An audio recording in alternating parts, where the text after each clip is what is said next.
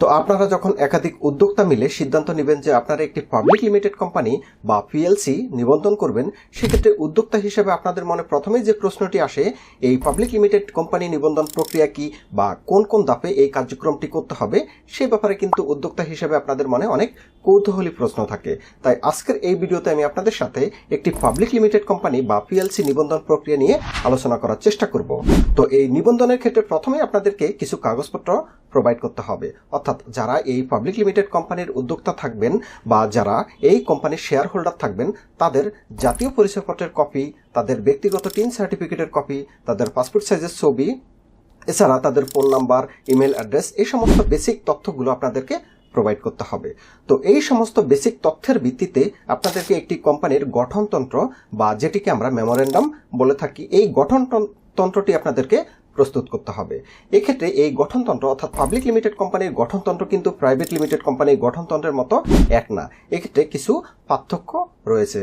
যেমন private limited কোম্পানির গঠনতন্ত্রে আমরা দেখা যাচ্ছে যে সর্বনিম্ন 2 জন শেয়ার হোল্ডার রাখতে পারি, কিন্তু পাবলিক লিমিটেড কোম্পানির গঠনতন্ত্রে মিনিমাম 7 জন শেয়ার হোল্ডার থাকতে হবে এবং সর্বোচ্চ শেয়ার হোল্ডার আপনি চাইলে 500, 1000, 5000 যা খুশি তাই রাখতে পারবেন, কিন্তু সর্বনিম্ন শেয়ার হোল্ডার 7 জন থাকতে পারবে। একই সাথে আপনারা যখন গঠনতন্ত্র প্রস্তুত করবেন, তখন এই পাবলিক লিমিটেড কোম্পানির ডিরেক্টর অর্থাৎ বোর্ড অফ ডিরেক্টর মিনিমাম 3 জন রাখতে হবে। তাহলে প্রথম যে বিষয়টি খেয়াল রাখবেন যে মিনিমাম 7 সদস্য বিশিষ্ট শেয়ার হোল্ডার থাকতে হবে কোম্পানি গঠনের জন্য, পিএলসি গঠনের জন্য, এবং মিনিমাম 3 জন বোর্ড অফ ডিরেক্টর থাকতে হবে। এর উপরে আপনারা চাইলে রাখতে পারবেন, কোনো সমস্যা নেই, কিন্তু এটা হচ্ছে সর্বনিম্নর কথা বললাম।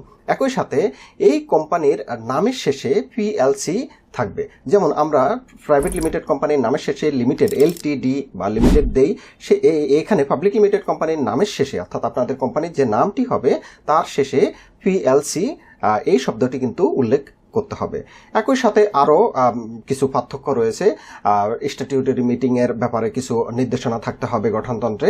একই সাথে শেয়ার ট্রান্সফারের ব্যাপারে কোনো শর্ত আরোপ করা যাবে না, ইত্যাদি আরও অনেক কিছু মেমোরেন্ডামে থাকতে হবে। তো এই সমস্ত বিষয়গুলো লক্ষ্য রেখে আপনারা আপনাদের কোম্পানির গঠনতন্ত্রটি প্রস্তুত করবেন।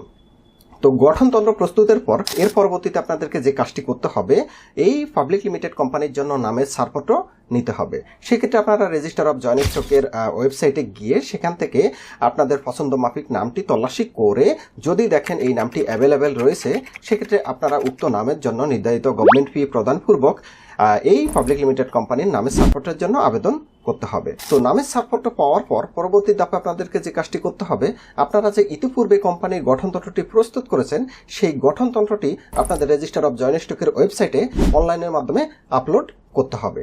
একই সাথে সেখানে আপনাদের সাবস্ক্রাইব ফর্ম 12 আরও আনুষঙ্গিক কিছু ডকুমেন্ট আছে, সেগুলো আপনাদেরকে আপলোড দিতে হবে।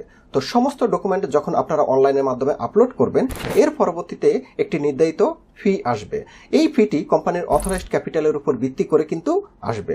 তো এই নির্ধারিত ফি আপনারা যখন জমা প্রদান করবেন, এর পরবর্তীতে আপনাদের প্রাথমিক অনলাইন আপলোডের কার্যক্রমটি শেষ। এর পরবর্তী ধাপে আপনাদেরকে যে কাজটি করতে হবে, এই ফাইলটি যারা নির্ধারিত অফিসার রয়েছে রেজিস্টার অফ জয়েন্ট স্টকের, সেই রেজিস্টার অফ জয়েন্ট স্টকের নির্ধারিত অফিসারের কাছে যাবে।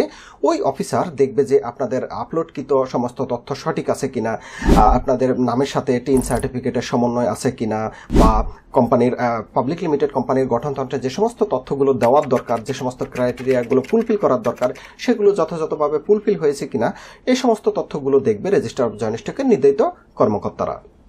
তারা সবকিছু দেখে যদি সন্তুষ্ট হয়, সেক্ষেত্রে আপনাদেরকে কিন্তু আপনাদের এই কাঙ্ক্ষিত লাইসেন্সটি প্রোভাইড করবে।